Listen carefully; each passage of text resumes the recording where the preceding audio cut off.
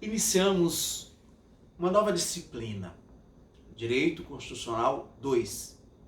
Nesta disciplina, programa da Faculdade de Direito da Universidade do Vale do Paraíba, nós vamos estudar os direitos contemplados na Constituição, os princípios que definem cada ramo ou cada atividade da sociedade civil constitucionalizados. Há um movimento, um processo, no movimento chamado constitucionalismo, que, ao decorrer dos tempos, na história, fez com que vários temas interessassem à Constituição. Vários temas do direito, da política, da vida em sociedade se constitucionalizaram. Esta é a nossa matéria nesse bimestre. Nós vamos tratar desses direitos que ingressaram nas Constituições. Nesta primeira aula, nós vamos tratar das grandes concepções do direito, as três mais importantes, o reflexo que essas concepções provocaram na concepção do que vem a ser uma Constituição, do conteúdo das Constituições, os movimentos políticos que ensejaram cada uma dessas mudanças e, afinal de contas, o reflexo disso para o direito constitucional. Então, as concepções do direito e o reflexo dessas concepções no conteúdo, no conceito das Constituições e do direito constitucional. Esse é o assunto dessa nossa primeira aula no Direito Constitucional 2 da nossa universidade. Nós vamos começar abordando duas grandes concepções do direito e suas principais características. A primeira das grandes concepções do direito é o justnaturalismo, que durante muito tempo, durante períodos históricos relativamente prolongados, foi a concepção prevalecente entre os juristas. E os traços ou as características principais desta concepção justnaturalista é, no primeiro momento, a fundamentação do direito. O que deve ser direito? E nesta concepção, o direito era identificado como justiça. O direito como medida justa. O direito como regra justa. O direito como retidão moral. O direito como aquilo que deve se esperar do indivíduo nas diversas relações que ele estabelece na vida em sociedade. E esta concepção de direito tem como consequência as fontes deste direito. Quem produz esse direito? Como esses direitos nascem? Como esses direitos surgem? Ora são decorrentes da natureza humana, ora são, para alguns, decorrentes da vontade, da imposição divina, ora são frutos do intelecto, da razão. Então, no campo do justnaturalismo, admite-se três grandes fontes e, portanto, a partir de cada fonte, uma concepção do que vem a ser o direito. Ora, a inspiração divina, ora, a natureza humana, ora, a razão humana, o intelecto humano. Essa corrente triunfa até a chamada Idade Moderna, que, fruto do movimento científico, movimento filosófico, chamado positivismo, e neste bojo surge uma nova concepção do direito.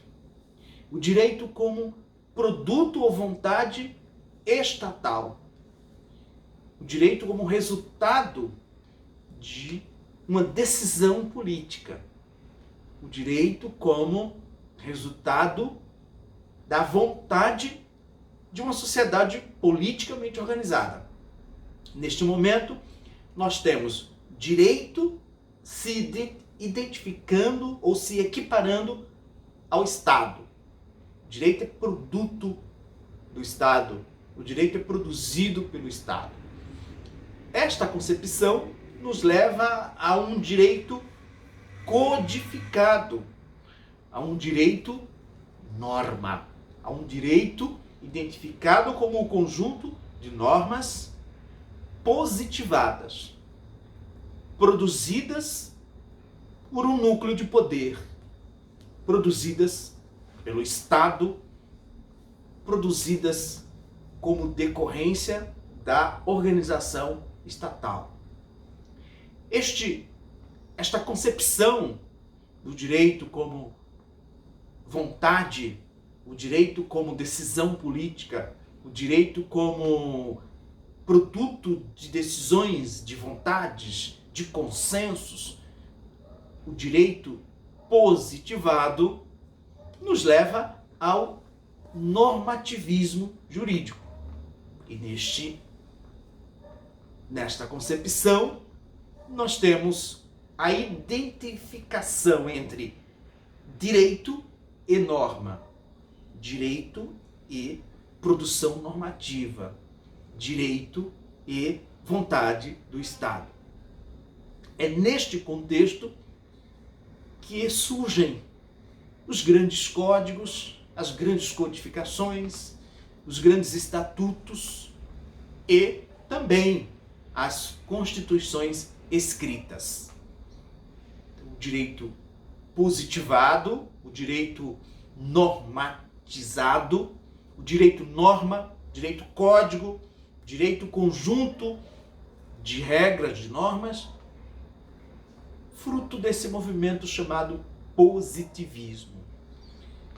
Então, o terceiro movimento, e este mais recente, que tem o seu auge no início, no período ali entre as guerras, é um ressurgimento das ideias de direito como inerente à condição da própria condição humana, direito como algo acima das vontades, das decisões, o direito como agregador de valores, de princípios, um direito além da norma, um direito antes da norma, um direito acima da norma.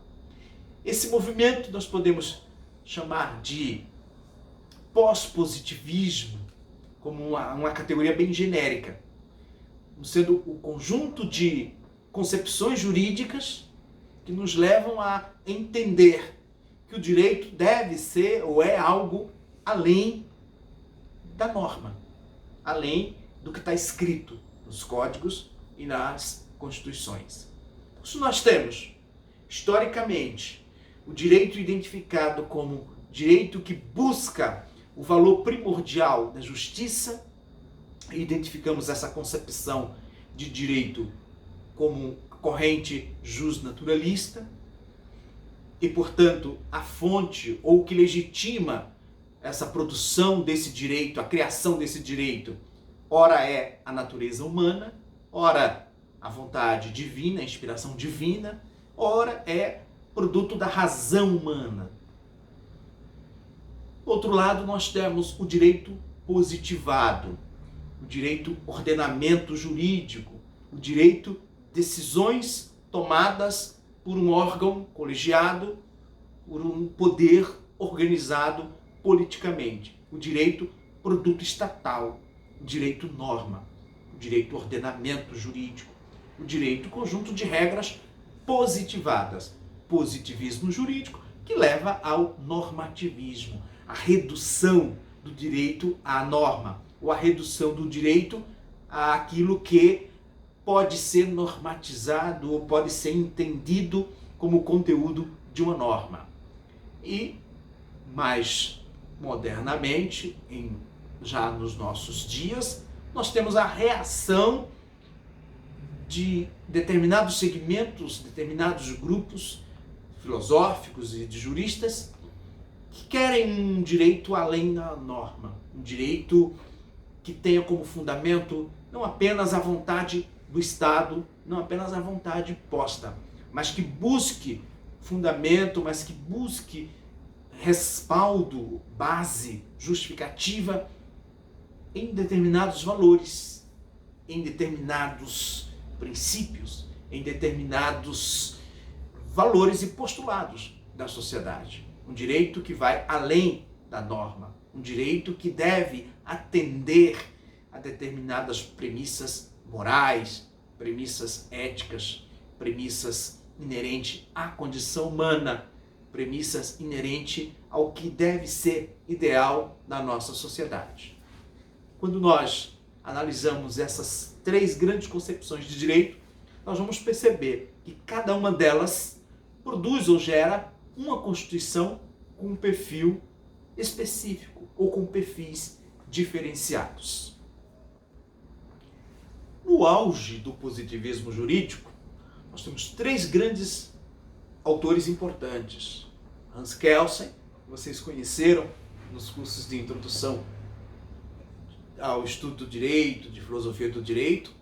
Nós temos Hart, um autor norte-americano, e com uma influência muito grande no Brasil, Roberto Bobbio, que escreve uma obra, O Positivismo Jurídico, uma segunda obra do Bobbio importante, As Funções do Direito, o Normativismo, mas essa sintetiza bem a ideia reinante do positivismo jurídico. E quais constituições ou qual tipo de constituição o positivismo nos herda? As constituições que vão disciplinar, que vão regrar o comportamento estatal. As constituições que vão tratar da organização do Estado. No período que prevalece o entendimento de direito como vontade do Estado ou direito como produção normativa, a Constituição era vista como um elemento disciplinador das competências, das atribuições e da produção do Estado. A Constituição continha regras que disciplinavam o funcionamento do Estado, a distribuição do poder, o exercício do poder, as regras referentes ao funcionamento dos órgãos estatais. Essas constituições, portanto, elas se preocupavam essencialmente com a organização política, a distribuição de competências e a fixação de limites para o exercício do poder no interior desse Estado. Eram constituições que organizavam a vida do Estado.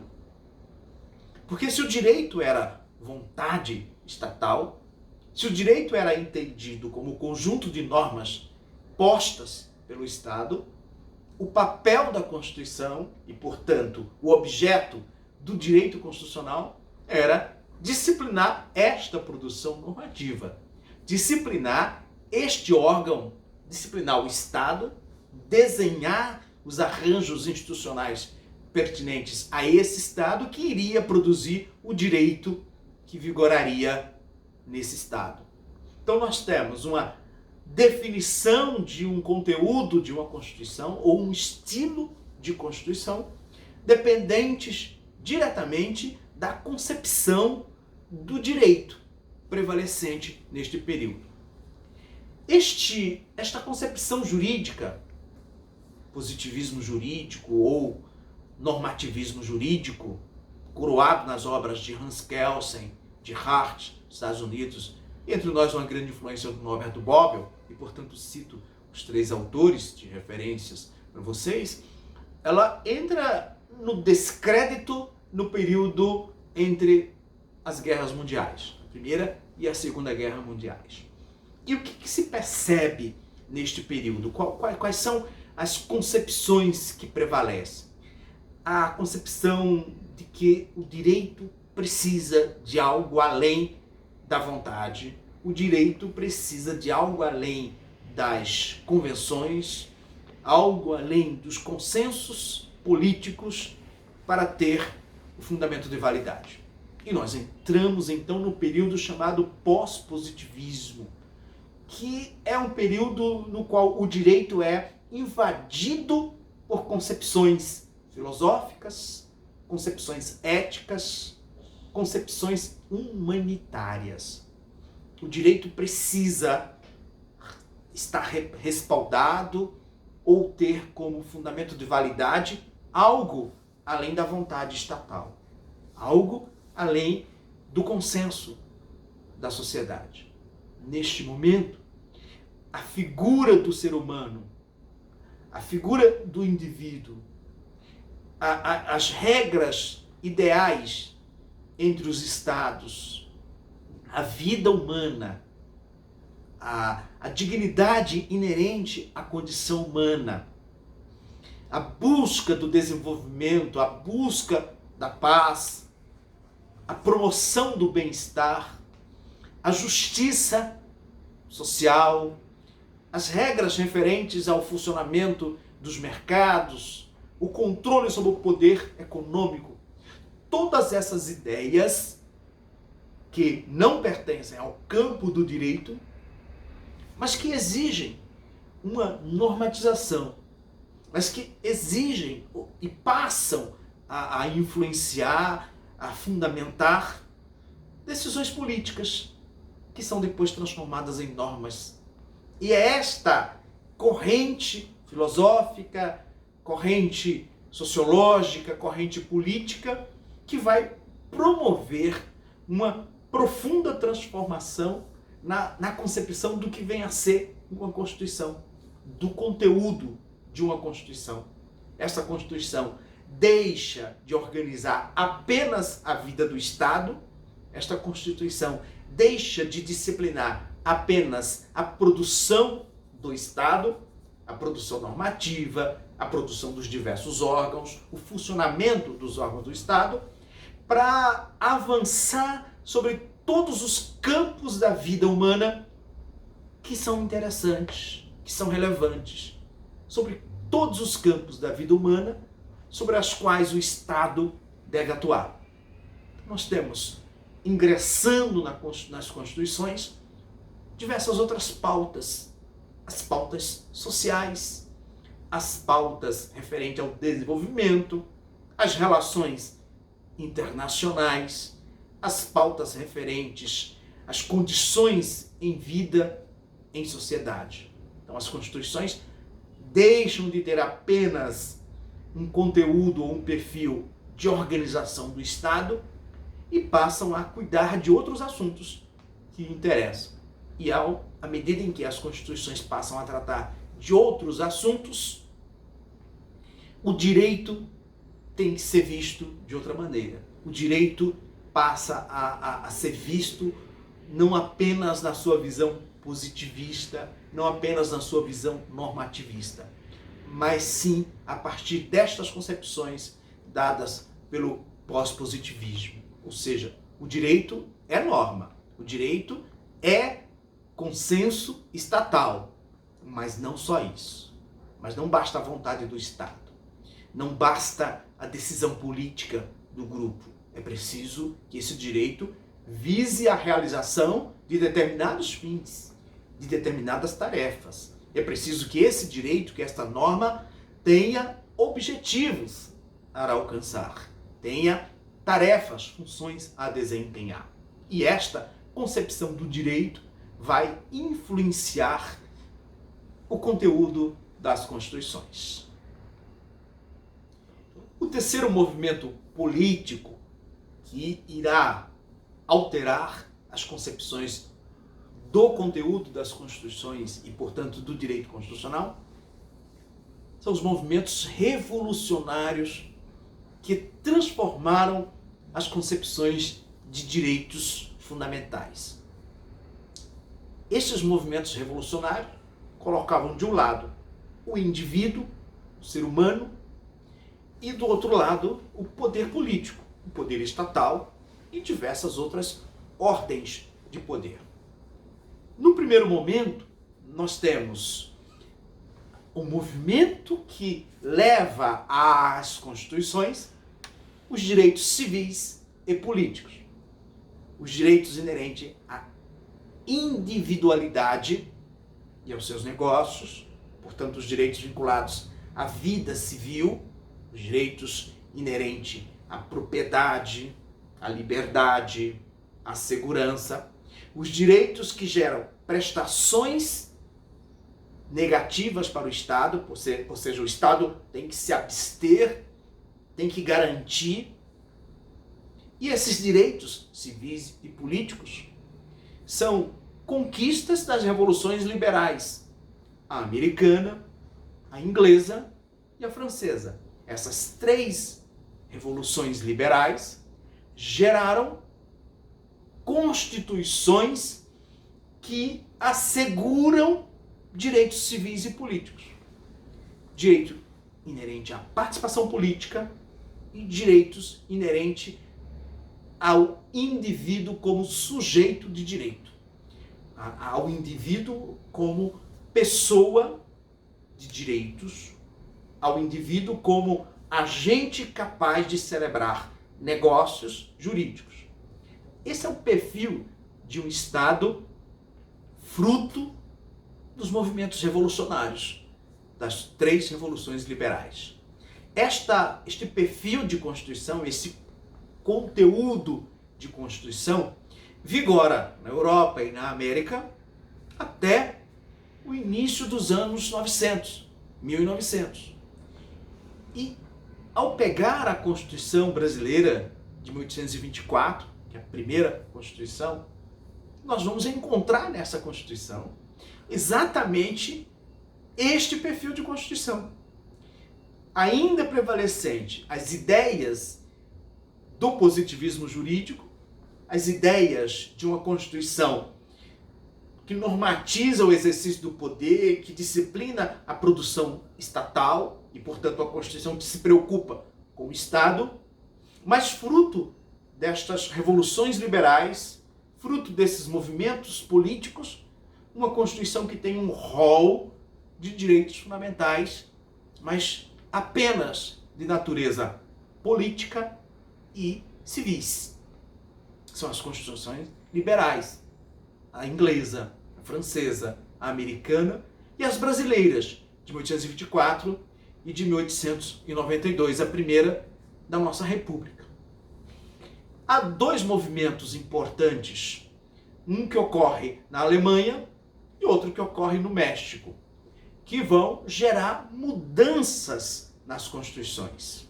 A Constituição da República Alemã, como resposta ao movimento marxista, como resposta à Revolução Russa, constitucionaliza direitos sociais.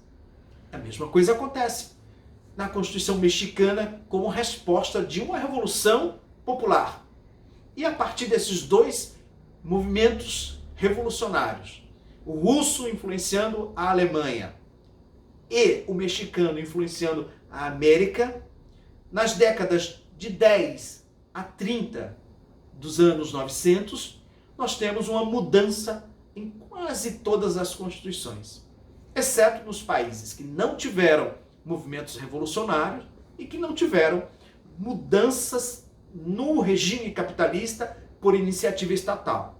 A Inglaterra ficou livre desses movimentos, também os Estados Unidos. Mas os países que tiveram movimentos revolucionários ou que tiveram o Estado produzindo a economia ou interferindo na economia, nós temos nesses anos, entre os anos 10 e os anos 30 dos anos 900, mudanças de perfis nas constituições.